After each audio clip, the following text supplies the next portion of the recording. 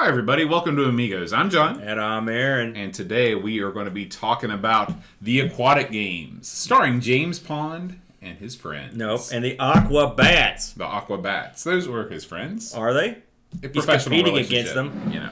It's not Aqua Games? It's not Aqua Games. Because we both have called it that about a million times. I just did it a minute ago. It could be Aqua Games. It could be. It's not. But I think it's the Aqua Bats that threw me off. Did you know the Aqua Bats are a ska band? No. Yes. It makes sense, though. They are. Do they play underwater? They might. Is ska still a thing? The jury's out on that. The jury's out on whether ska ever was a thing. I liked a little ska. I mean, it was okay. I did too. You know. But before we get to Ska Talk 2017, Is that the show? we got some mail. Yes. Here's the mail. I hope there's not a puppy in this box because we're going to be in Makes me trouble. want to wag my tail. So our first package comes from our buddy Jonas Rulo over in Hawaii, Kailua Kona. What a lucky Look at that! Just when you man. read that name, that's a place you want to live. Oh yeah, that's a place. You're a lucky man, sir. Jonas is living like a king He over lives there. like he's got palm trees, warm sand.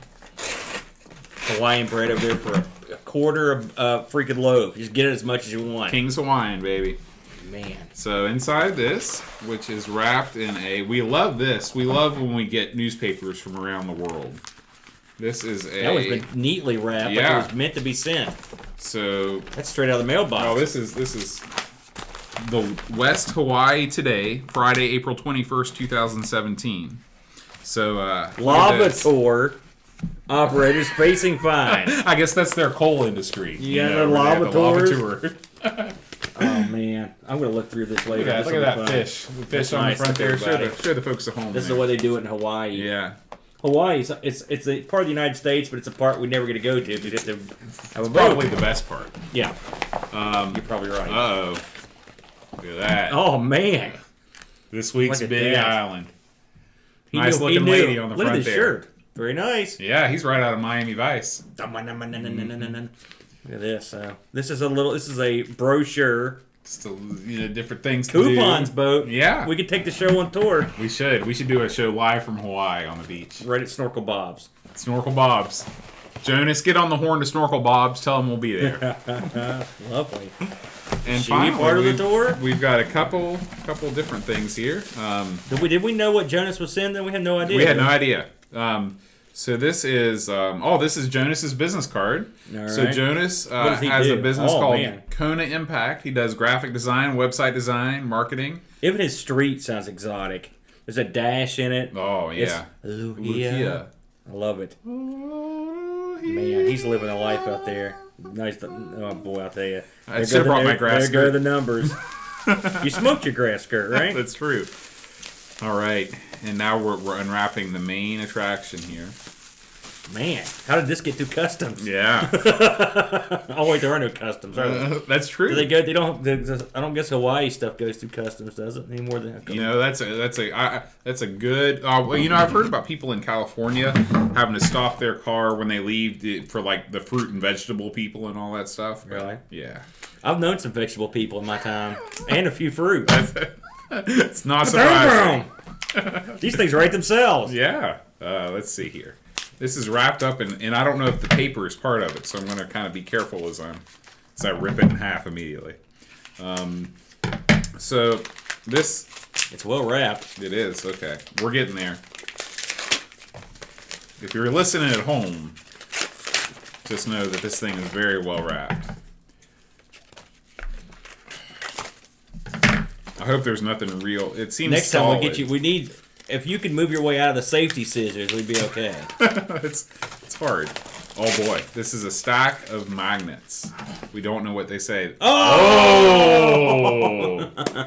Tell the people at home what you got there. Jonas has very graciously procured through his own means a stack of Amigos magnets. I love it. These will be perfect on the refrigerator. I love it. Affixed to your favorite shopping list.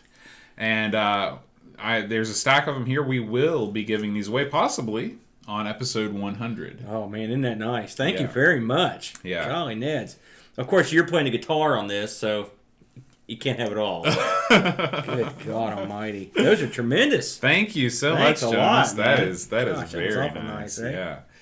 So. And plus the other goodies we get to look Yeah, can't wait to read that paper. See what's going on in Hawaii.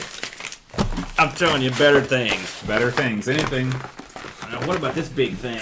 All right, so here's our next package. This is from all the way from merry old England, I believe. And It's funny, that thing was shaking when you first got it here, but now it's just laying still just and it's a weird still. smell.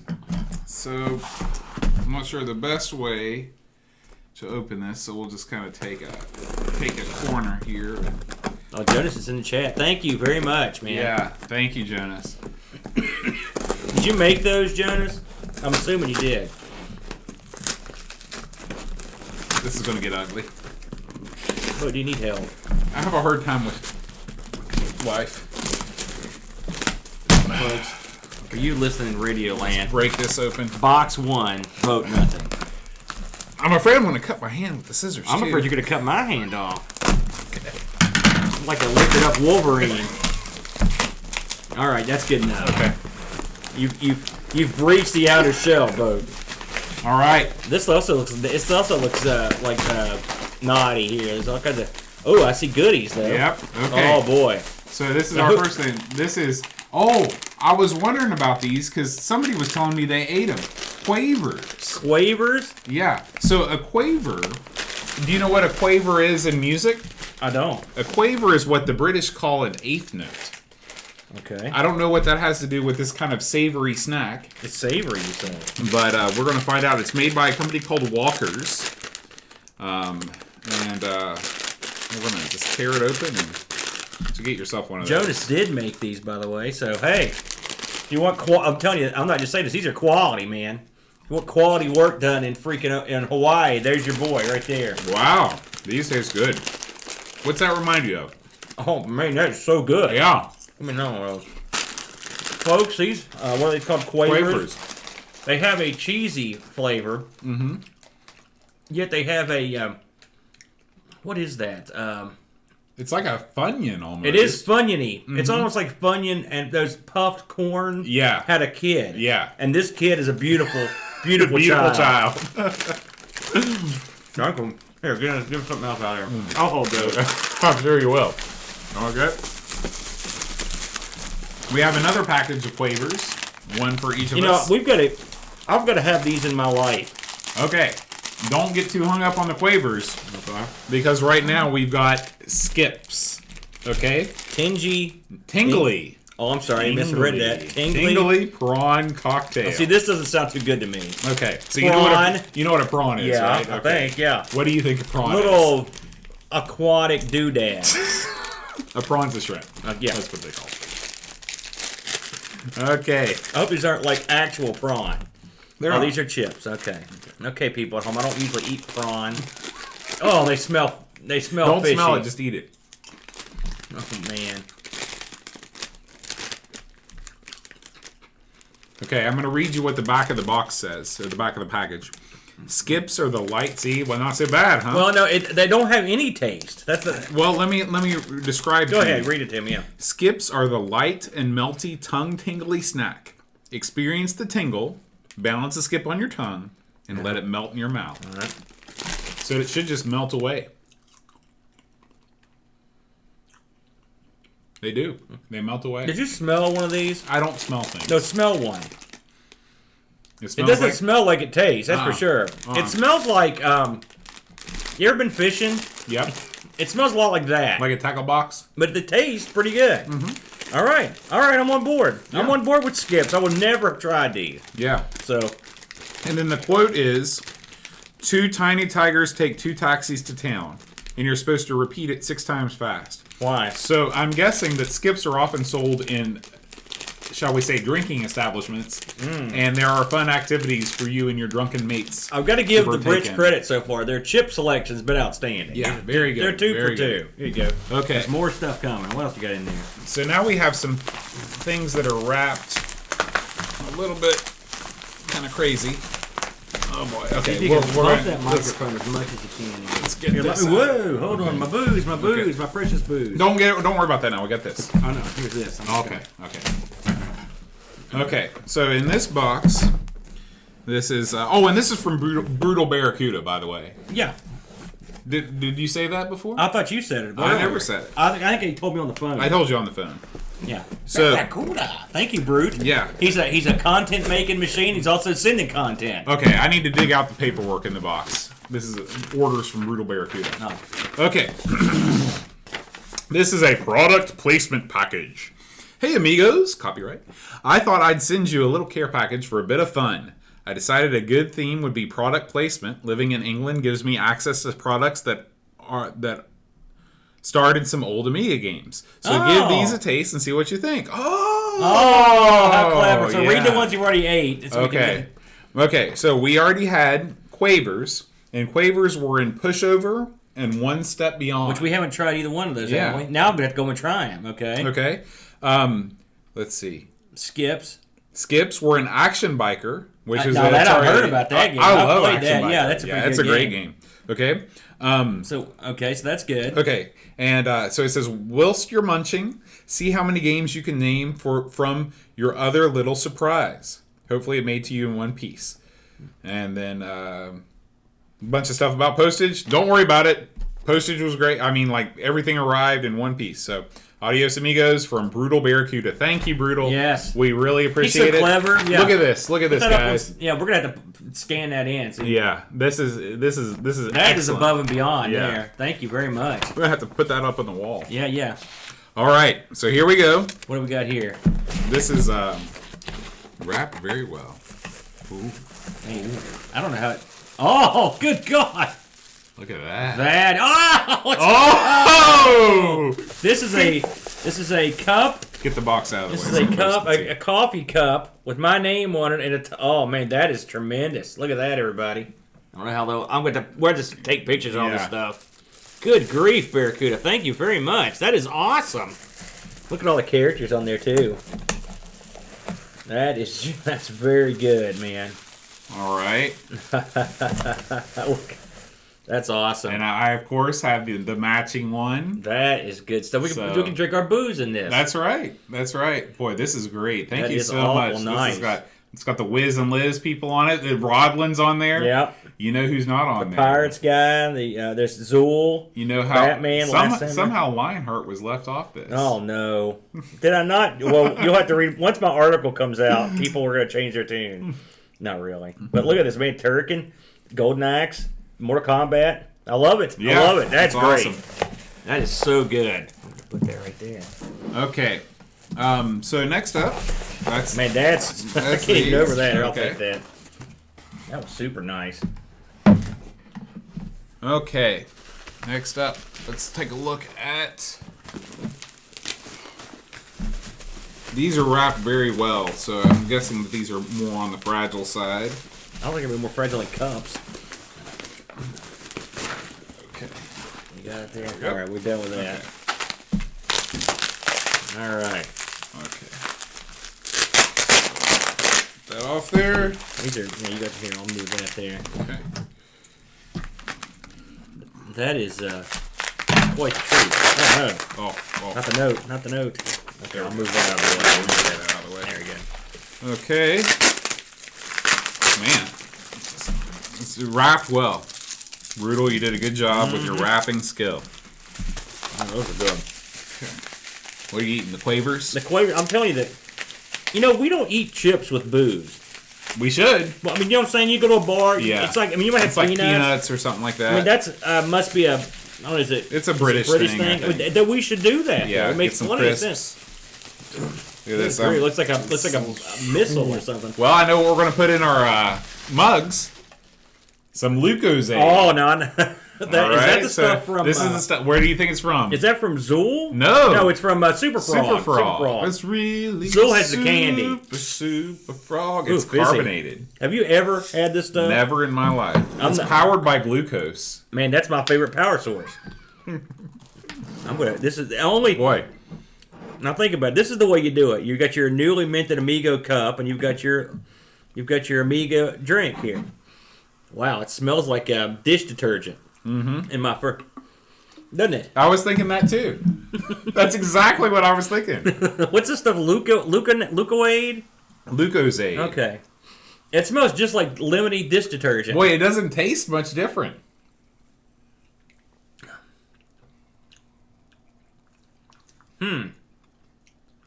It literally tastes like... The taste is pretty mild, isn't it? It tastes like sort of like lemony dish detergent. When you want to make that leap from doing the dishes to drinking, what flavor is that, Bo, if I may ask? Original. Oh, makes sense. Yeah, yeah. So this is basically, it's all sugar. Now let me ask, and I'll ask. I'm gonna kind of pose this question to the listenership and the people in the chat room. Would we consider that? And you might know this. Are the British, and maybe it's all of Europe, are they less into the sugar than Absolutely America? not. Absolutely not. I mean, Really? Cadbury. I mean, maybe sugary drinks. Is this like? I guess the mildness of this strikes me. Is this like some kind of like high in the UK? Is this sort of like I'm trying to think of an equivalent of Like a Mountain Dew or something? No, more. It's almost like a Gatorade-ish, or in a way, or maybe almost not. I don't want to say Kool-Aid, but flavored water, seltzer water. You know, it doesn't really taste like soda. I guess is what I'm saying. Yeah. Maybe you're... I don't know. It's good to have tried it. Yeah. I love it. It does taste good. Yeah, it's not bad. Yeah, it's kind of like... Yeah, it's just like a very mild cherry flavor. Yeah, it is. It's very subdued. And so, Neil says we only drink Lucozade when we are ill. So Oh. maybe it's kind of like Sprite or ginger ale, you know. when Okay. And then Pishbot says we drink Brew in Scotland. Very sweet. So we'd like to try some Brew sometime next time we're in. Does in Brew have Scotland. brew in it? It's got a little brew, little strange little brew. brewski. Okay. This is the Man, I don't know if this is Barracuda phase 16 of the Brutal Barracuda. If he's a professional packaged guy, like I think he missed his calling. If he's got to do a lot of eBay business. yeah, I'm telling you. yeah. You can tell. when This stuff somebody's could get an past the eBay DEA. pro. All right, we are getting there here. Nothing makes for better listening than listening to you go through classics That's true. with I'm a sure. pair of sisters. The- Lowest rated show ever. Holy Okay. smokes! This is the good. Look at that. Oh boy! All right. So, Okay, we know what these are from. yep, we've got Those are from our game. yeah, McVitie's. These are penguin biscuits, chocolate covered biscuit bar filled with chocolate cream. Oh god. And these are from, of course, James Pond. We got Chewits, which are not the same as Starburst and don't even pretend like they are. These are Chewits Extreme. Well, That means you don't even there's want to touch six those. times extremely sour apple Chewits. Those are going to do you Destroy good and you. proper. Yeah. And then we got Smarties, which are Now those I've had. Are those the same as these ours? are not our Smarties. Oh, I see. These are chocolate. Okay. Oh man. Okay. So, what do you say we start with the penguin? All right. Me eat chocolate? Well, if you insist. Nothing beats chocolate, chips, orange pop, and bourbon. Okay. McVitie's. Penguin. What do you think? Well, like a chocolate cookie with a chocolate center. Yep. I approve. It's got kind of a graham crackery taste. Those are pretty good. Yeah. The chocolate is quite. This kind of counteracts this. This is very sweet, isn't it? All right. Got to eat the penguin in two halves. Yep, you're right. I'll save half mine for later. I'll save half mine for now. I can't eat as fast as you, Boat. You I can. I make up for speed with quantity. Okay. Now we've got Chewits Extreme 8 or 6X, like you said, extremely sour apple. This is gonna hurt me. So these are, man, these are trying to bust into them here. This is the most packaging I've opened in my life. Okay. See if it's really. I'll be right with you. Is it really going to be 6 times, or is it only going to be like 5 times extreme?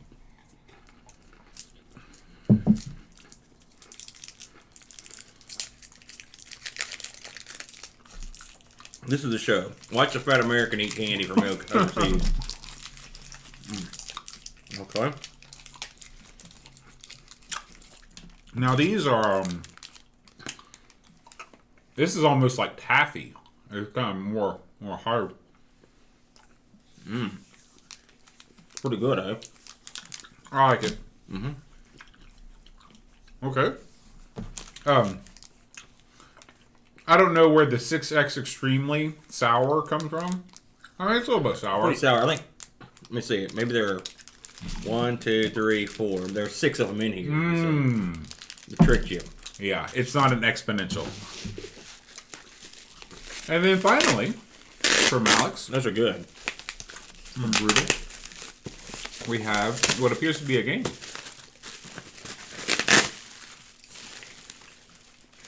Oh boy.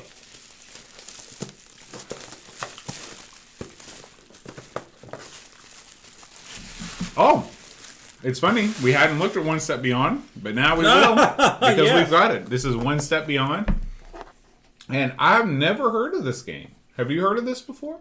I've heard of the song. I've heard of the show. I don't think I've heard of the game. Is this based on the show? I don't think so. Featuring Colin Curley? No. Look at that. That's totally Full House font right there. I like this. Kind of Saved by the Bell. This quote: "Grown men weep openly and beg for more after just one bite of the 100 levels of hair curling lunacy." Boy, That is. I don't know if I want to play it or not anymore. Thank you very much. Something tells me there's going to be an Amigos play with this written on it. Yeah. I like the box. He looks almost like an old. Like a Max Schlimmer cartoon or one of those. No, he looks more like Droopy's arch nemesis Butch. You know, look at that. It's a 2-discer. Yep. Got the manual with it. Thank you very much, Brute. Brutal, that was great. Holy smokes. We're going to save some of this candy for later because I can't eat anymore. Oh, yeah. Yeah. We're good to go. I'm still good with the skips, though. Thanks very much for all these goodies, folks. We appreciate it. Yeah. We love Jonas, thank you again. Brutal, thank you again. it. That reminds me, before we end our package segment, I forgot something. Uh-oh. Slightly less is entertaining. So apparently, One Step Beyond is the sequel to Pushover, which I've not played yet either. So, what do you have? Look at that. Are you starting to get mail? Oh, I got mail. So, this came from me. Is that my high score card? No. This came from me in the mail May 1st. And I thought to myself, much like Boat says, like, hey, how did these people find out where I live? Because it's from Cardiff. Cardiff in the England. UK. Yeah. Now, I know what this is already, but for fun, I'm going to open it. You'll recall that I had a little beef with the people over at Amiga. You're right, Pishbot. I have played Pushover. I remember it on the Friday Night Free-for-All. You go. told me to play it. Okay, continue your story. There's no story, but if this is what I think it is... Is this the second Kira? No, this is the first Kira. What? This is it. What? This is ordered in November 28th of 2016. And you can see here it is. Has arrived May 1st of 2017. You can do the math on that. That's, what, 4 or 5 months? They have already issued me a partial refund for this because it was lost in the mail over there. And they also acted like, I think they don't necessarily believe that it was lost in the mail. So not only am I documenting that indeed it was lost in the mail, to their credit, as I want to do, the reason I put it on here, if you look at that post date, what's it say? So that's 28/11/16. So That's that way right. it was shipped out. This was shipped by the people from Is that Amiga kit. Brooke Sale or Amiga Kit? and was actually lost in the mail. So if anyone on Amiga Kit listens to the show, because I have not buried them, but I've not You've been attacked happy. them consistently. Their every customer show. support was lacking to a certain degree, but it wasn't horrible. You're off the hook, and I'm off the hook as well because there it is. It just came in. So, what to do with this? I haven't decided yet, but I've already got my C64 Pi finished, and Well, we have another C64, I know. so it's possible that you could make another one. it doesn't fill me with delight that possibility. But anyway, there it is. So I like to get closure on this show. We got closure on the CinemaWare Best of Defender of the Crown, and the other big mystery was this, and now we have closure. Just closing the loop. Yeah. So there we go. Package time. Yeah. All right. Man, we've heard that one forever. Thanks for listening, guys. That was a lot of stuff. See you next week. So we better buzz to the news real quick then, eh? Yeah, or we can take our time. Either way. Oh yeah. Well, there's a lot of news. I'll be honest. What's with going on in the world of Amiga news? Well, why don't you go over some of the site news real quick? We'll mix it in while I activate the magic box here. Okay. Well, in the world of site updates, we have a bunch of things going on.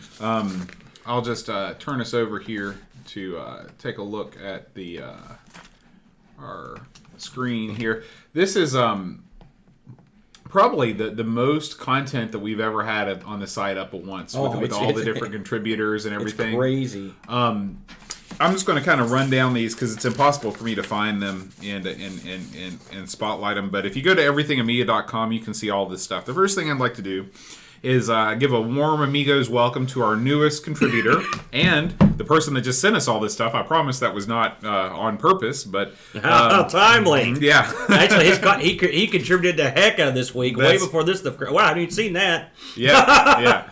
So Aaron's looking at stuff, and I'm seeing stuff here for the first time when he brought the page. So we've got we want to welcome Brutal Barracuda. Brutal is from England. And he's already off to the races with a couple different series of videos. One is called Nostalgic Nonsense, and it's where he plays a bunch of different Amiga games. And then he's also got a whole series about board games on the Amiga. And, it's funny, but I spent a lot of my time playing board games on computers and consoles growing up. Did you? Not really. Really? I played Monopoly on the Nintendo over and over again. Something weird in your cup there? No, that's weird stuff. This weird stuff, Lucasade. So anyway, we want to welcome Brutal to the team, and the big thing that he has started is there's going to be these Amigos Challenges that happen every once in a while, and we've got one currently running now. If you go over to our forums at everythingamiga.com/forums, I believe is it, and you go to the Amiga Challenge board, you can see you can take part. Our first challenge is Jaguar XJ220, and it's basically submitting a video, and he is going to combine all of the different videos onto one screen. And he's going to do a really awesome job, sort of, running this challenge. And so it's already up, it's already running. If you want to get in on the action before it's too late, then head on over to the forums and check it out. By the way, I looked at your submission. It's the best. It's weak, sir. It's the best. I say it's a weak submission. It's the best. I love it. By the way, that game's pretty fun. It is. I really enjoy playing it. We've got Gary Hucker is back with his part 4 of Amiga 3000 assembly. His videos are killing it too. Yeah, they're very popular. Yeah, Gary's a good hand at that sort of thing too. He just keeps putting it together. It's very awesome. Dreamcatch has been busy. He's been reviewing a bunch of games. The Pink Panther, which I thought was kind of interesting. The Blues Brothers, which I did an Amigos Plays of a while back, and Rambo 3. That one, I read that one just the other day, and it was tremendous. Chris, can you forget about Rambo in that era? That's right. what there were a lot of Rambo games. Chris Folds has been busy too. He did Amigos Plays on Test Drive 2, The Duel. I think we might have talked about that last week. It's a great game. Nuclear War. And also, he just put something up on today, which is May 4th, which is May the 4th be with you. It's Star Wars Day. As a middle school teacher, you hear that about 1 zillion times a second. Yeah. And Chris has done a bunch of he's done this huge article, which I haven't even looked at yet, on Star Wars games on the Amiga. So thank you, Chris, for that. They're all great, by the way. Dreamcatcher has interviewed Tony Rat Crowther. That was, I read that. Yeah. He was a coder and musician. He worked on Captain Planet, Liberation, Nightmare, and many C64 games. You get a good look at how stuff's developed, how stuff's put together from that interview. So Yeah. he did his part, and there was other stuff I didn't know. Right. And then finally, Neil has released Amigos magazine, which he has retitled Kickstart, and this is issue 6. And he is running a contest right now to get some tickets to the next what is that UK event? Revision, something like that. I don't know which one. Yeah, it's one of the UK retro gaming events. He's giving away tickets. If you want tickets, there's a contest. Go to the everythingamiga.com, click on magazine, and download the latest issue. Check it all out. The magazine's really good this month. Well, I mean, it's always good. It's always good. There's some good stuff in there. I enjoyed it. I'm telling you, that thing, like I said, it's a shot glass of entertainment. Yeah, it's just and long enough. He's a maniac to put that together. I mean, I give the guy credit. Yeah. And a real nice cat, too, on top of everything else. And finally, Neil has he started a new kind of series here on the site, and it's called Bit Generation: History of Video Games. And he's just going through and writing about the history of video games. He, both but Article 1 and Article 2 are out. Article 2 just dropped. Came out today. Yeah, I'd never seen it. Yeah, so it made me want to get a Fairchild Channel F and a Pong machine. You aren't kidding. I've never had a Pong machine of my own, so that I don't know why I even want one. I wanted the original Odyssey. It's got that big shotgun. Oh yeah, crap. yeah. I'd love to have that. And finally, I said finally before, but this is really finally. Super finally. What have you been up to on the site? You've been up to some nonsense. Oh yeah, you didn't go over my stuff, did you? Well, no, I left it to you. There was a long drought in there where I had some computer issues, and it's back, baby. But I managed to get some stuff out. I knocked out Jungle Strike, which is a pretty fun game. I did a Rough and Ready, which is you got me doing it. Now I can't remember what the real name of it is. Rough and Ready, right? It's a tough. Rough and tumble. Rough and tumble. See, both mislabeled his, and now I'm doing the same thing. I don't know it's just why like Aqua Games. Yeah. What is wrong with us? Rough and tumble. Man, what a game that is. Yeah, it's a tremendous game. And then I just put up Xenon 2, which is a good game. But I looked Warrior Princess, right? No, that's Xena. And there's only one, Xena. This is Xenon 2, which of course has Palm the Bass. But not this version, because I played the CD-TV version, which has no music, awesome. No soundtrack on it. But it does have a lot of crazy, exclusive CD-TV content, which I have a look at on the video. And it's very clever the way they put that down. So that's another one I looked at. Have I missed anything? It seems like I did another, but I can't remember what it was. Well, while you're thinking of it, Neil chimed in on the chat to say that the contest is for tickets to Retro Revival. Retro Revival. That's right. So, hey, what a deal! Yeah, and the magazine is, like I said, it's always a good read. So, but anyway, I've done a few things, and I'm working on a big project now with the retro Pi stuff. So I'm gonna put something picture together. in your mind Amigo Studios East, which is what we call Aaron's house. It should be. We should call it Barracuda's house. That's true. That's true. But you've been upgrading your studio a little bit. You've been adding a green screen, right? Tell us about the green screen. Well, the green screen works. It's tremendous, except for one thing. I've got no way to hang it behind me right now, and so my room is full of crap, as you know, and so I'm in the process of decrapping it. So I know I've tested the green screen; it works. I've just got to make it fit. I don't have a convenient setup like you've got here. Look for Aaron's future videos to include. I don't know if anybody would even want me, because it'd be my face up there. It's like Mystery Science Theater. Look up there, there's little Aaron. So I'm trying to get more stuff out, and I'm still tweaking the HDMI output thing to get the best quality. I'm not there yet, so I'm working on it. All right, so let's talk news. We've been gone for a while. We've missed a few things here that have popped up. like I said, we've got a lot of our own content up here. Let me skip past all that. Woof, woof. A lot of our stuff. All right. There's a game that was only available. There's a couple of these actually that were only available on CD, and they have been transferred over to give you the ability to play them without the CD player. And it was the first one was called the Courtesan 1985 Courtesan. Released The Big Red Adventure, which I've never heard of this game. Looks sort of like a latter-day LucasArts game. Right.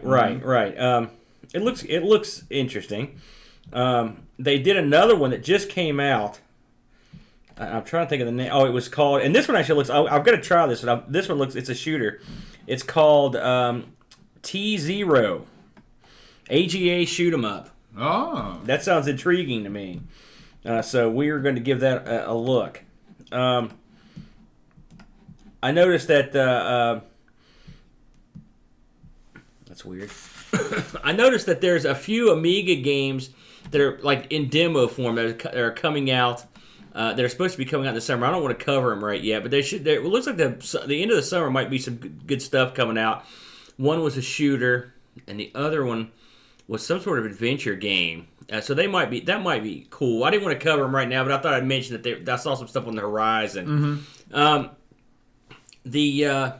Of course, there's a new disc out from our friends over at Indie Retro News. Have mentioned this, and of course, it's coming from the usual suspects that always do these compilation discs. It's the ultimate Amiga demo disc. Have you seen this? No. This just came out. I just noticed it before I left work. Excuse me. It looks awesome. Amiga demos are tremendous, so that one I'll be grabbing. There's no doubt about it. While I'm thinking about it, Indie Retro News and the really popular Amiga Facebook page are ran by a fella named Neil. And Neil has... Not our Neil. Not our Neil. Neil has been having some medical problems. So, speedy recovery to Neil from the Amigos. He's a good guy and, man, a heck of a worker. He really puts out a ton of news. Yeah. I'd like to have him on the show sometime. Oh, yeah.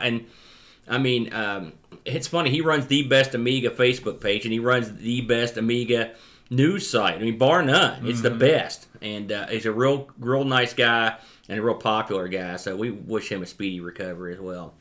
I think that's pretty much all I've got, man. I think you covered most of it with your news there. All right. Well, let's roll on into the game then. The Aquatic Game, starring James Pond and the Aquabats. What a stupid name, by the way. Right out of the gate. Yeah. That does not roll off the tongue. Aquatic Games is not bad. They probably should just... I don't know if James Pond was like such a huge figure that they thought shoehorning him into it. He was if you're Millennium Interactive. That's true. They didn't have too many, they didn't have too many shining stars in the sky. So, let's talk about Aquatic Games. The Aquatic Games starring James Pond and the Aquabats. This came out in 92. It was on a disc, a single disc. It was developed by the same outfit that did James Pond and James Pond 2 and James Pond 3. And then also did a game called Bad Company, an outfit called Vectordean. Feel like making... Was that Bad Company? It was. Thank you. Actually, you could have just sang Bad Company by Bad Company, which would have been more appropriate. But anyways, the Vectordean, basically, they were behind all the ponds. So... That's why they put James Pond in the title, because that's all they had. That's all they had. So the game is basically, let's not jump around it here. It's a Me Too Olympic style event game.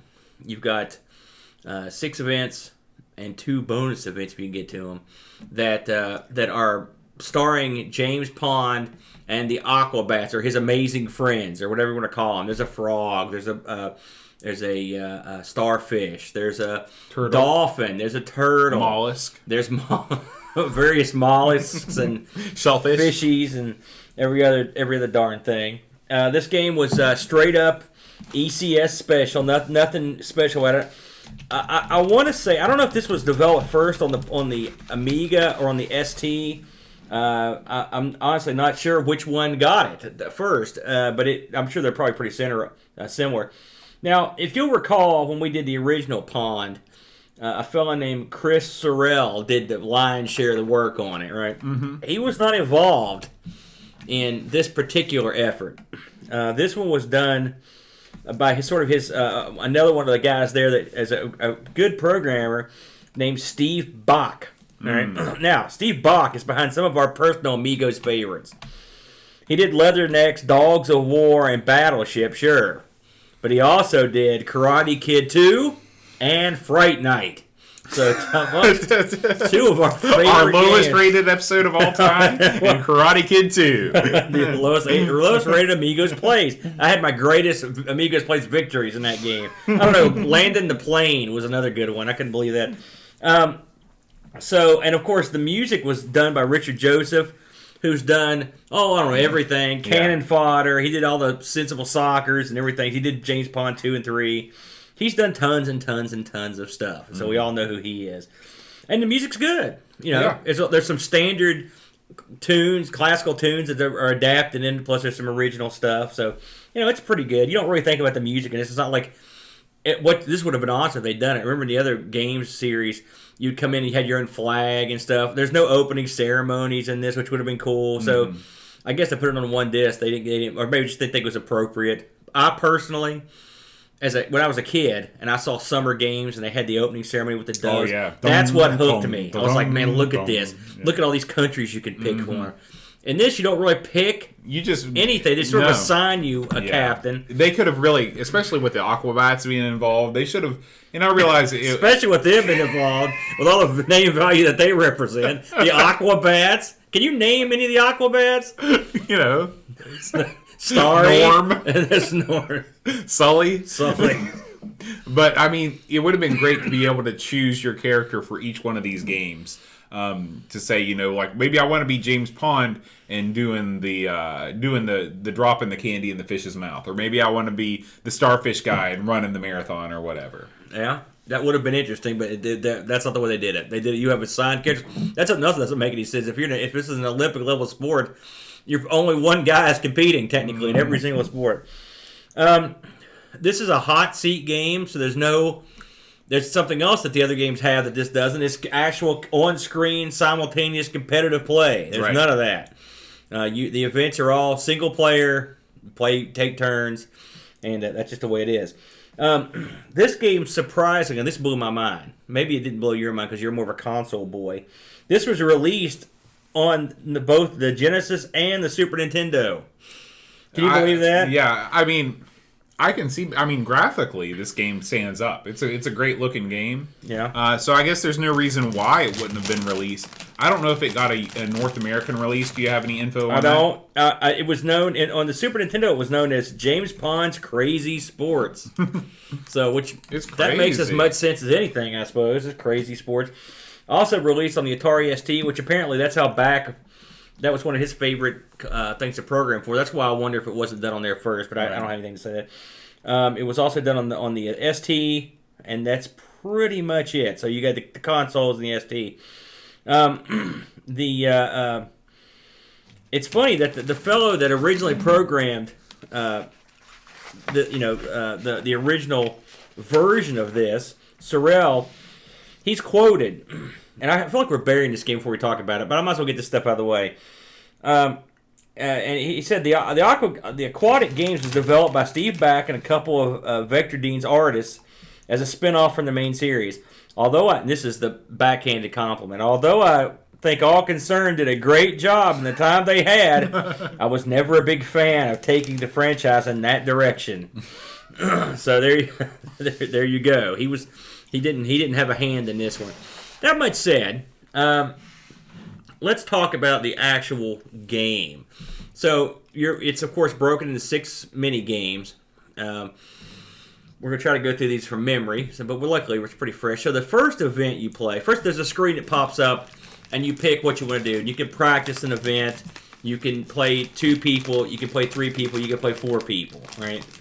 The first event is a event where you just, all these events have little names, but basically it's a event where you take your joystick and you waggle it as fast as a human can. Right. So it's your standard track and field type. It's more decathlon, because that's the way you hit on decathlon. Yeah, there are no buttons. that's true. That's true. So you just try to run your frog across the water and across the beach as quick as you can. And there's a qualifying time, and you try to beat that time. And you're sort of racing the computer, but the computer it has a canned. He just sort of has a graphic. You don't actually. It's not like in track and field where the guy kind of keeps up with you. This guy just kind of hangs out. What'd you think of the first event? I mean, there's not much to it. It's pretty. It looks good. There might even be some parallax scrolling in there. I think we always try the and bring water. that up All that the water effects in this are really good. Yeah. They're quite beautiful. I realized that because I mean, there's events in decathlon where literally all you do is waggle the joystick. Absolutely, it's a straight race. Like the 400. And they're or whatever. brutal. Yeah. And so, I'm not against it. I think it's okay. It's okay. It would have been nice. At least it's not real long. Right. They give you a computer opponent to race against in all of these events, which is nice too. The one thing that this game lacks, especially in the racing events, is just the lack of a simultaneous 2-player option. I agree with that, and it's something that could have been easily done because they've sort of got another little graphic on the screen anyway. But overall, it's basic. It's basic as these games get. It's a little thing. So after there's a qualifying time, and you either make it or you don't, and your score is based on your time. There's nothing else going on that. You just run as fast as you can. It's a very simple event. So like Boat said, every one of these games has it. It's the same as every other one. And I will say the joystick waggle there's a gauge at the bottom of the screen that kind of keeps track of how fast you're going. You can max it out if you're my brother. Now the rest of us humans, we can't get that fast. And so that's how you know how fast you're going. So at the end of that, it'll flash up what it is, 100-meter splash. There's a tremendous amount of statistics involved. They give there's a lot of bonuses, your average time, the score, the reigning champion score. Yeah. It's really in depth, that part of it. It is. So you do that. So the next event we did was the kipper, the sleeping. What were those things? I guess they're seals or walruses or what the heck were those little guys? Yeah, they're seals. Seals. So you're, I guess, the seal that's in charge of keeping the beach balls from hitting these other seals. There's 6 or 7 seals laying at the bottom of the screen, and beach balls fly in off screen, and your job is to basically headbutt these beach balls. Now, the beach balls are all the same, except for one that's a different color. That's a heavier beach ball. Okay, so you really have to give it a lot more of a thud. And you can sort of just jump up in the air and whack these, but you need to come from an angle so you can bat them out of the way. Right. So, and then if two of your kippers, if two of the little kippers wake up and walk off screen, that ends your turn. Or you can qualify by going the full 4 minutes of beach whacking. I thought this was a cute event. The first 2 minutes. It was less cute in the 3rd minute, and then I wanted to die in the last. What did you think of this one, Boat? Yeah, this would have been a great 30-second or maybe a minute event where it just it gets harder on a sort of like sliding scale, but 4 minutes is crazy. Absolutely. And by the way, before we get any farther, I just wanted to thank Mad Matt's gaming channel for providing that in-game footage of the Aquatic Games that if you're watching on YouTube, you just saw. So this event, again, simple event. There's not a whole lot to it, but was it fun? Yeah, I liked it. It was just... It was different. I mean, it's not really... There's not really something you can equate it to. With one of the California games or summer games or something like that. I guess it's sort of like hacky sack or something. Sure, yeah, that's probably the closest thing. So the next event, I believe, was the triple jump event. Mm-hmm. This event was really difficult for me. Again, it's also cute. These events where the screen scrolls through multiple screens, they're very cute. They're well done. They scroll smoothly. There's plenty of background stuff going on. In a normal game's triple jump, let's say decathlon, you waggle the stick like a maniac. When you get to the jump line, you hit the button once. Usually you hit it again. And the third one, you might hit it and hold it until a gauge comes up that gives you the degree of your leap. And then your guy will leap, and that's how far you go. This one, they spiced up a little bit. You jump at a jump line. Then you jump again. Then your guy whips out a jump rope and kind of runs while he's jumping rope for about 10 steps. And then the gauge comes up and you hold the button down to jump. I sucked at this event. I've never been any good at it. The jump rope part really throws me off. Because you sort of slow down when you're jumping rope, even though you're not really. It's slowing real down. strange. Yeah. I mean, I know they were it was trying to be cute, but man, it was weird. Yeah. It was real tough, you know, to figure out. What did you think of this one? I you thought didn't beat me by mere millimeters when we played earlier. I thought that with some practice, you know, once you sort of get down what they expect you to do, you could do pretty well at it. But they definitely didn't make it easy. They didn't make it easy for a first timer. No, they didn't. That was a tough event. Again, it was cute, but that was tough. I believe the next event was that the sponge hop. Yeah. So this is my personal favorite event. In one of the Summer Games 2 or California Games, there's one of these that has a trampoline event. And effectively, that's what this is. You're in a castle. There are two big sponges at the bottom. And you're jumping on the sponges. And you when you hit the sponge, you're supposed to push up the joystick, and then your guy will go to the apex of his jump. Then you let go of the stick. He'll fall down. You hit up again. And if you do this, you build momentum to go higher and higher. And the castle roof goes way, way up. I've never seen the roof of it. And so while you're in the air, you do tricks. You can do spins and flips and whatnot, and you can jump back and forth between two trampolines. There's these shells that are in between the two trampolines. You can kind of whack them as you go by. And then up the very, very top of the screen, there are little flags and little prizes you can get for points. Again, the failing of this is the fact that, well, we're not 100% sure about this because we went 4 minutes on this again, and it didn't end. Now, apparently there's some way to qualify and under that or something we're not sure about. And I read the docs on that too, and I still am not sure exactly how you do it, but I just jumped around for 4 minutes, and I had a pretty good score, I thought. Yeah. But I never qualified for the event, so I don't know. I really like this event. I thought that, they give you two trampolines, so there's not only just the sort of up and down motion that you have, but you also have some horizontal, tricks are possible. I like the fact that they give you shells, like there are these shells that you can spin around that sort of let you know how high you are, but there's like these once you get up to where I thought the ceiling was, you can actually keep going higher and higher and higher, and there are like some mega points up there at the top of the screen. Yeah, and it was that event was, I think, of all these, that was by far my favorite. I mean, there was nothing close. I think that was a lot of fun. And we probably had the most fun watching that as well. It was fun just to watch the other guy. You kind of wanted to smack him sometimes whenever he screwed up. So that one, that's a big thumbs up. That's almost makes the whole collection. It was awful fun. I guess I'll leave my final thoughts. So we're still rolling.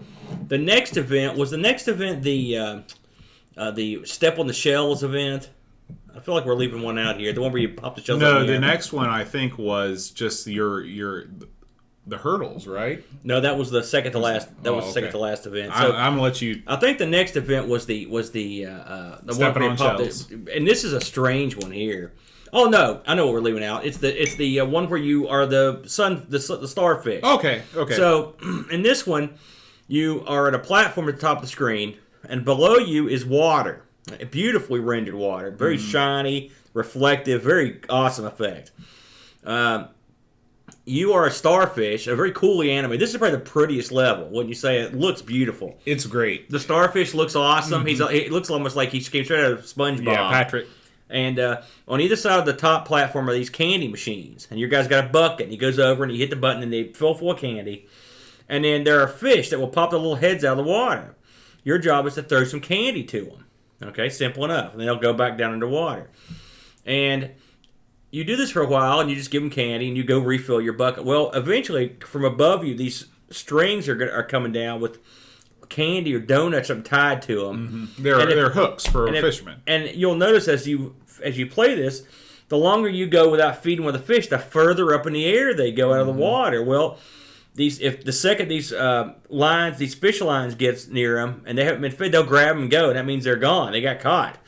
And if you lose two fish, the round's over and you're out. This is a very cool level as well. I enjoyed this one. It's fast. It has I was telling Bo, it reminds me of either Tapper or even more appropriate if you ever played, and I did part one of this. I need to do part two. It's Bar Games. There's there's a scene where you dump water on women in a wet T-shirt contest. It sort of reminds me of that. Yeah, it was almost the exact same thing. Where I mean, I guess the women were moving across the stage, right? And so, this one looks, of course, a million times. This is actually probably more fun. It's so well rendered and beautifully done. I wish the whole game. I mean, because the one thing, the starfish is big. He's cool looking. Yeah. Just everything about this level I really liked. I wasn't great at it. I practiced a little bit, but I enjoyed playing it. And I think the concept's fun. It's one of those things I could probably sit down and play for an hour or two. Just try to perfect my skills at it. So what comes after that? I think after that is the kick up the shell level. Okay. So this level, gosh, you want to try to explain this one? Okay. So imagine that you have like some sort of crab-looking things that, like horseshoe crabs, like not like the crabs that have the pinchers, but like horseshoe crabs. They wander out of two pipes on the side of the screen, sort of like Mario Brothers, how the enemies come out of pipes. Yeah. And they are walking towards you, and what you need to do is you need to hit them, but not in the center, because if you hit them in the center, they die and you don't get any points. You need to hit them on the side, one of the two sides of the of their shell, which flips them up in the air, and then you hit a button. You hit your only button, and you raise like a little tin, like a pie pan or something that's the size of your head, and you it looks catch like one of those them. things you do shift for gold. So Yeah, like a panning Yeah. thing. And that's how you get points. There's also like these gelatinous creatures that also ooze out of the pipes, and they happen every once in a while. And when you jump on them, you get like a mega like jump boost. And there are like 5 or 6 balloons at the top of the screen. You jump up there, and when you jump off one of those guys, and you break the balloon, and you get points for that. I think they're worth like 10,000 points. They're worth big like points, that, yeah. And so that's basically. And what gets in your way in this level are the normal shell, the normal crabs. If you touch them without jumping on them, they will stun you. And then there are also sort of electrified crabs that also stun you. They're spiky. It's impossible to die in these games. You're in there for 4 minutes. You're trying to get as many points as you can. And if you stomp on the crabs incorrectly, they just sort of die, and you see the little They just angel ascend crab. to This event is another one that it was difficult, but man, it was actually sort of fun. I never really got into it before, but when I read the instructions on how to actually play the event, because that's when you look at this from without knowing, you're like, what in God's name am I supposed to do here? Well, you stomp on these things, but you have to stomp on them from the side. They fly up in the air, and you catch them in your pan, you get 2,000 points. It's actually sort of fun. Again, I think this is another event where you could qualify before the 4-minute time limit.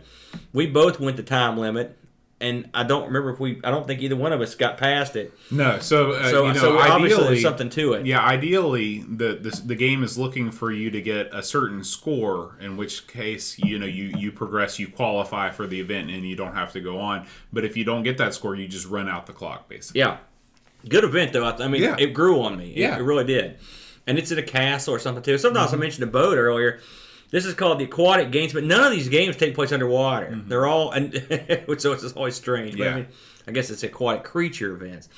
So the final normal event, I believe, was I think there's 2 left. There was the there's the unicycle. There's the unicycle, and then there's the hurdle race. Hurdles, yeah. So the unicycle race is, if you've ever played BC's Quest for Tires, which Boat never had. I can't believe you never played that, Boat. Get on that. BC's Quest for Tires, where you're BC and you ride a unicycle and you just avoid various obstacles and jump stuff. This is like that, except quicker and much more forgiving. You're a dolphin or a porpoise, I'm not sure which, and you ride through this terrain. It goes for a good while too, doesn't it?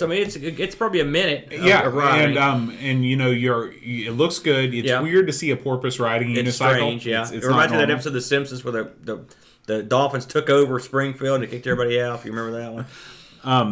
But you're jumping over obstacles. There's more crabs that you're jumping over. There's places for points. You jump up and hit butterflies, and you get points. So again, this is another combination of your time and your score. I think the time is what qualifies you, and then you're looking for the highest possible score within the qualifying time. I know I beat you, and it was not because I was going faster. But I ate a ton of, or I don't know if he eats them, collects them. The dolphins eat fireflies. I don't know. They probably do. But they were exponential. And at the end, at the very end, there was some kind of hanging out to pass the finish line. I just leapt for no good reason. My guy sailed over there and got those too. So I ended up getting like thousands of points from that. So that's probably a combination of getting the stuff plus getting there in a quick fashion, you know. And then the last event, which I was god awful at this event, was this event where you basically run across terrain, leaping over various obstacles. I mean, that's all there is to it. It's a hurdle event. Of course, the terrain is not flat. It's but it's like a beach or something. You run across it. I mean, it was pretty simple. It's the exact same thing you were doing before. You're waggling the joystick as quick as you can, and when you get to something you need to jump, you hit the button. That's all there is. It was okay. Standard event. Again, nothing special. I thought it was okay. It was really hard. I had all kinds of trouble with my timing, and Boat did real well at it, so man, go figure. So that's pretty much effectively, that's the game. This is a real tough one because I think there were two events I thought were great. There was one event I thought was good. There were two events I thought were good, and then there were a couple I thought were average, and one I thought was not that good. I thought the trampoline or the sponges level was top shelf. I love that one. I like the feeding the fish. I like that one a lot, and I like the shell one a lot. Those three I thought were good enough to carry the game to where I think I would tell people that I would enjoy it enough to play it. I think it's good for kids, right?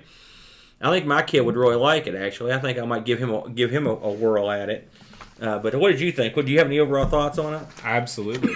Please. I think this is probably the best game of all time. Oh, come on. And I'll tell you why. All right, I want to hear this. Because in almost every game, there is one event that for one reason or another is absolutely unplayable and you can't beat it. In this game, every single game, you know what you're supposed to do, you know what the controls are, and you are able to accomplish your objective. So, for example, California Games, the half-pipe level. Nobody can do that. You just die immediately. People can do it. It just takes lots of practice. Okay. It's hard, though. I mean, I will say, the games in this, you're more likely to be good at them out of the gate. How about that? Not only are you more likely to be good at them out of the gate, but it leaves you a lot of room to improve, too. So, be good at them out of the gate? I don't know. You're able to do what the game wants you to do. You may not be able to do it that well, but you know what you need to do to get better. Right. What this game misses from being the best game is what you hinted at earlier. There's no opening ceremonies. You can't select your character. You can't input your name, stuff like that. That really adds a lot to the experience. And it's nothing. That could have been nothing they could have added. That stuff is easy, really. It's funny because I would say this game, like Boat said, I would say it misses the little subtleties that we liked. But, I mean, there's a lot of charm to it. They didn't, drop the ball. Mm-hmm. And this game's not fondly looked at by a lot of people. I was kind of surprised. I looked over the reviews for it, and it reviewed actually pretty well. Mostly 70s and 80s with your occasional 60s dropped in there. But it did okay, One thing Boat said that I'll agree on, and I never really thought about it until he mentioned it just now. This game is accessible. That's a fact. I could show this to my kid, and he could sit down and play it, and for the most part, play most of the events. And I will agree that it's I'll just to pick something out we did Winter Games, the cross-country shooting thing, skiing and shooting thing. That's tough to grab your head around. Mm-hmm. Summer games, the vaults and that stuff can be really difficult to wrap your head around. There is no event in this that's super. I mean, the shell flipping game is wacky, but you could do it. Mm-hmm. It's not that hard, And there's no penalty for failure. You just do the best you can, and when the time's up, the time's up. Yeah, you're right. So, I'll give back some credits. He took the series and did. I'm sure when they assigned him this, he was probably like, "Holy smokes, what am I going to do here?" But I mean, it worked out pretty good, I would like to see. I'm the opposite of the game's creator. I would have liked to see Pond in more stuff like this. Yeah. And less, in these, the platformers that have endless levels and things like that. Put Pond in a kart racing game. Oh yeah, that's a good idea. All the Aquabats. It's funny because Pond, this company lived and died with Pond. Mm-hmm. Eventually, the people that made this sort of got soaked into Millennium, and then they got soaked eventually into Sony, and went to work for Sony. I will say Steve Back, I meant to mention this earlier, but while we were talking about him, he did some work on the old Coco, and he did a couple games, the Cuthbert games. Cuthbert Goes Walkabout's the one I had, and these were like rip-off games starring Cuthbert. How do you spell Cuthbert? I think it was Cuthbert. I should look right here in my notes. And Cuthbert was just this wacky little character. Yeah, it's exactly. Cuthbert goes walkabout. Cuthbert in space. I believe Cuthbert in space was like a Defender clone. So I thought that was cool. He went on he's still in the game. But unfortunately, like I said, when the Pond series sort of faded away, there was actually a fourth Pond. I want to mention this while I'm thinking about it. Dreamcatcher did a couple awesome James Pond articles. He is the Pond master. And so if you head over to everythingamiga.com and just want to read everything you could possibly want to know about James Pond, he's got two articles. One's called "There's Something About Calamari," and the other one's called "Guppies Are Forever." Those are both good articles. I was actually using them for research when I sat down to do this because I was like, man, these are too good. But like I said, Millennium ended up being sold to Sony Interactive, and it was when they were working on the last Pond game, and they had actually announced a fourth game that never got made, which, again, you can read the article for details on that. But they got renamed SCE Cambridge Studio. Mm-hmm. They did some games. I'm looking over what they did that you might have heard of. Well, they did Brutal Sports Football. Yeah, they did Brutal Sports. They did... I didn't realize there was a third Pond game. Yeah. I think it's Operation Starfish or something like that. They did... I'm seeing... There were really a lot of duds. Frogger, Beast Wars. A game called Pinky that came out in 1995. I like this one here called Mr. Blobby. Yeah, Foltz did that. He covered Mr. Blobby. Yeah, I remember that. Oh, Moonshine Racers. I have heard of that. And of course, Adventures of Robin Hood. So they did some stuff here that went on to be something. But Pond. Who knew that when this came out, Pond was around for one more game and he was done? And that's it. Yeah, they thought they were going to ride Pond to the bank. Pond. He was of the era of the mascot platformer, which was on its way out. Something else I'll mention. I read the manual of this. I've not read any of the Pond manuals, but this is the punniest manual. These guys were living the gimmick on this manual. And it was funny, man. The stuff in it was real funny. It's funny. The instructions on how to play the game. It says, step 1, wipe away any excess seaweed and salt water off the computer. Step 2, dust sand from disk before putting it in drive. Great. That's what the games industry doesn't have anymore. It was. It was very cute. It was a very cute manual. And the thing is that the cover said like Aqua. It was like the Aqua Games entrance manual or something. Like you were one of the guys. It was like handing it out to you. It was very clever. So I'll give them points for that. Overall, dadgummit, I'm a sucker for these. You know it. And I know you are too, and we're probably going to play it again. It'd be a good party game. Mm-hmm. It's a stupid, hey, Aqua Games 2, I would have been down for it. Me too. Kickstarter. Let's make it happen. How about some stuff underwater next time, So you didn't go over the eBay stuff, did you? You're right. I did look it up on eBay.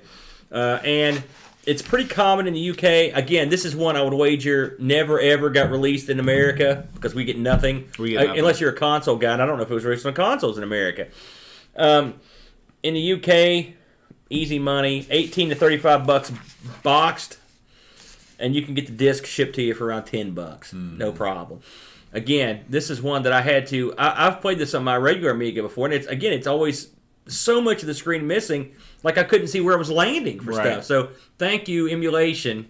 I know people badmouth it, but for sometimes you don't have a choice. Yeah. And man, it was nice to be able to play. I'd never played this game in all of its splendor. This is unplayable in America unless you have a way to convert the PAL or an emulator. Otherwise you're boned. So it was fun to actually play it and see what the hell was going on.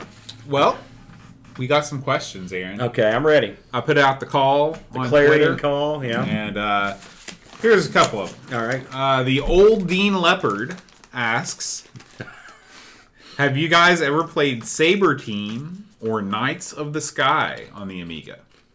Both of them are worthy of an investigation, he says. I played Knights of the Sky on the PC. Okay, so what kind of a game is that? It's a World War I plane-to-plane combat game. It's been a long time since I played it, but I remember liking it. I think on the Amiga, I remember it because you could install it on a hard drive. That's one of the reasons I remember. But the other one was called Saber Wolf? No, Saber Team. Oh, I don't think I played Saber Wolf for the ZX, Yeah, I was but gonna I've say, never that's- played. I think I've never that's a played. I different don't think thing. I've played that. No, so that's a no on that. Okay, one. so we'll have to check into those. See what's Knights of up the with Sky them. though. I thought at the time it's been a long time since I played. I thought it was pretty fun. Cool. Our friend Daz, Redskins fan, asks, do you guys think we will see someone release an FPGA Amiga similar to the Spectrum Next? Absolutely, it's a slam dunk. If this thing gets over, And it's gotten over. By I all knew it intents was and making the purposes. money, but I keep hearing about these. These Kickstarters that raise all this money. And I mean, nothing really, happens, the FPGA Amigas are sort of already there, kind of. Mm-hmm. Then you've got the ARM-based stuff, the ARM Amigas with the one with the drive. But a handheld, it's a slam dunk. If they don't make the it. Spectrum Next isn't a handheld. Oh, what are we? Oh, we're talking about We're talking about the. Oh, that's right. The handhelds got problems. Yeah, I forgot that's about the that. Vega. The Spectrum Next is basically I've seen it. It's an FPGA core, but it's built up all around it with a Spectrum case. Yeah, and everything, but it's got HDMI out. Well, I get those two confused. I mean, there will be. There's no doubt. I still stick to it, and I think there will be an Amiga handheld, and I think there'll be a ZX Spectrum handheld. And the reason it don't necessarily be the one that they've already talked about, because there's people that want it. Yeah, it's just a matter of with the hassle that getting Amiga hardware is, especially for us in the States, plus the fact that the Amiga is notoriously unreliable with capacitors and things. The power supply, stuff like that. It screams for a hardware perfect emulation. I know some people don't even like calling the FPGA emulation. They think it's something better than emulation.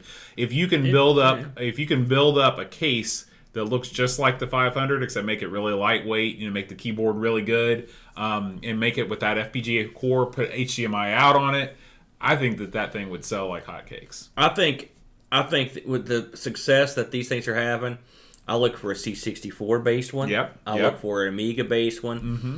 That's the one thing. It's funny. PC gaming is, with the exception of like good old game stuff, you'll never see that on there. Mm-hmm. The only thing that will stop these companies is, I don't know who owns all the rights to the ZX Spectrum stuff, but I do know who owns a lot of the rights. And in fact, this was in the news this week. They just bought more, which is Cloanto. Mm-hmm. I don't know if we mentioned that before. They bought Amiga, buying Amiga Corporate. Whoever does something like that's going to have to play with them. I don't know in what you do, and I'm sure that they're doing this with the people that are doing this ZX Next, is just saying, okay, we're going to pay you X percent of the MSRP. I can't think of any other computer who have chips that are still actively pursuing, who have for example, the Kickstarts in this case. I can't think of a single other computer, and I just heard this conversation on Retro Gaming Roundtable, and they said the same thing.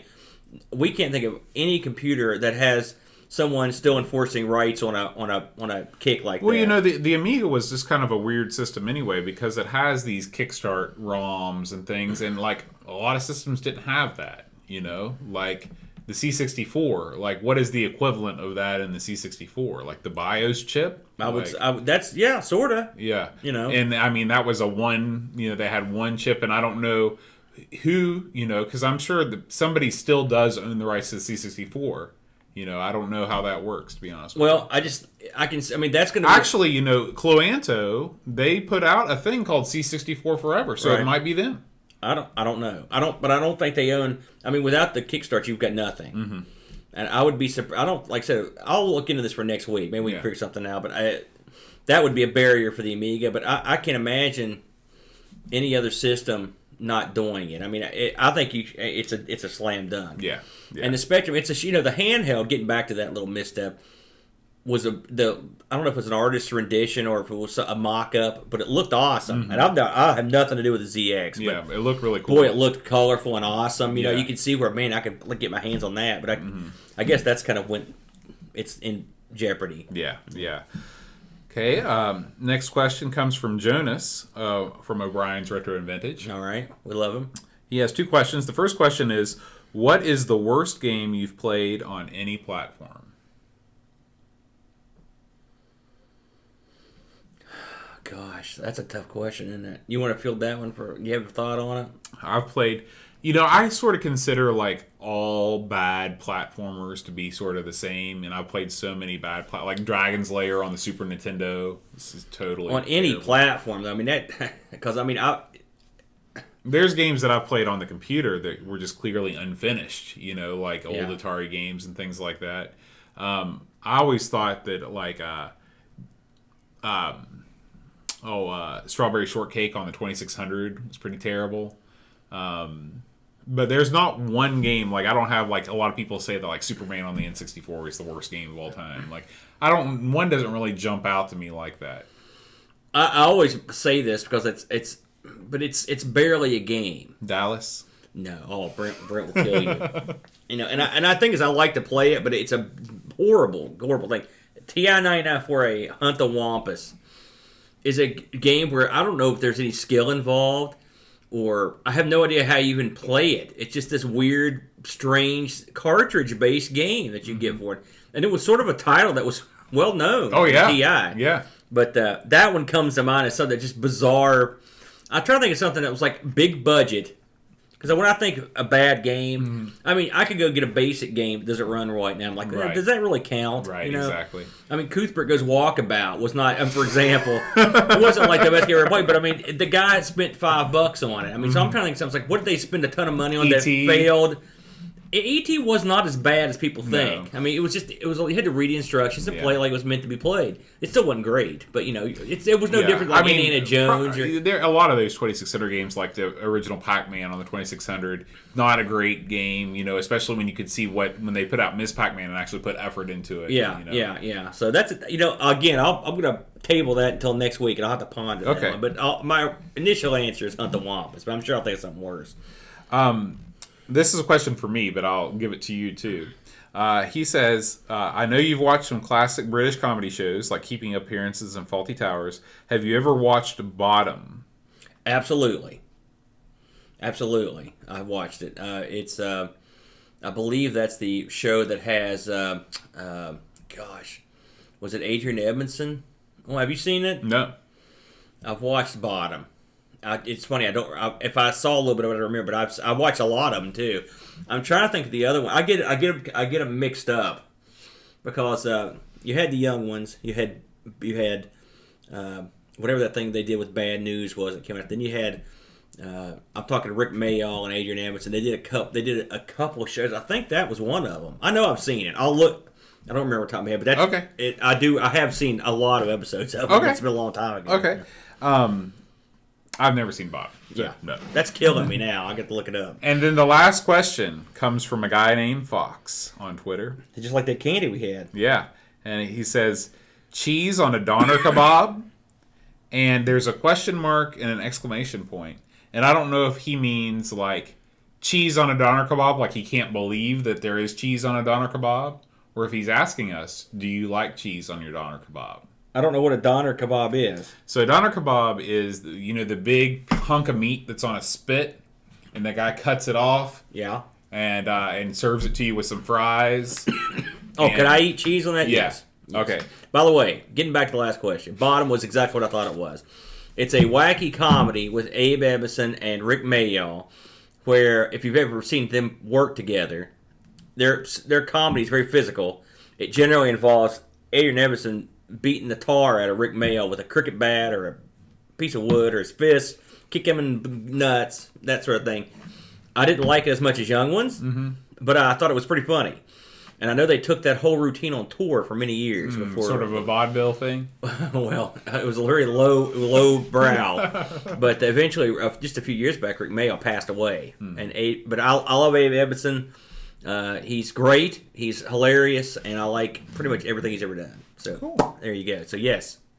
All right. Well, Aaron, we've come to the end of another Amigos show. So there's only one thing to do. That was a marathon show right there. Is thank our Patreon supporters. Of course, we want to thank one more time Jonas from Hawaii and Brutal Barracuda from England for the awesome pictures, or for the awesome magnets and game and newspapers and candy.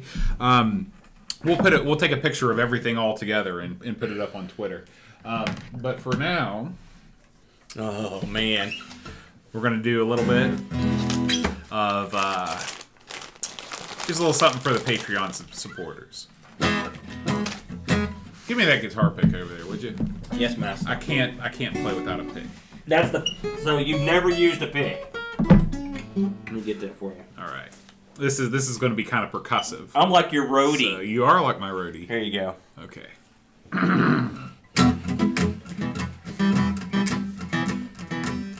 Darren Coles, Neil Mansell, Brutal Barracuda, Alan Kebab, David McCrandles, Gary Hucker, Will Williams, Ravi Abbott, Kim Tommy Humberstad, Josh Nan, Jason Lawrence, Lane, Eric Nelson. Well, the Graham Bebke and Paul Harrington, Ron Herod, Warren Giroux, Jonas Rollo, Kjolbjorn Barman, tapes from the crib, Adam Bradley, Chris Folds, Daniel Bingston, O'Brien's Retro and Vintage, Chad Halstead, and Brent Dowdy. Beautiful, man. I had to do it. So, do you know what that was? It sounded like you were doing some sort of Johnny Cash style rendition there. Well, our game for next week is Walker. Texas Ranger. And that's what that was. That was the theme? That was the theme. Wow. You really... In the eyes of the ranger. I've never watched that show, so I'll be honest with you. You watched all the Xena and all the Hercules.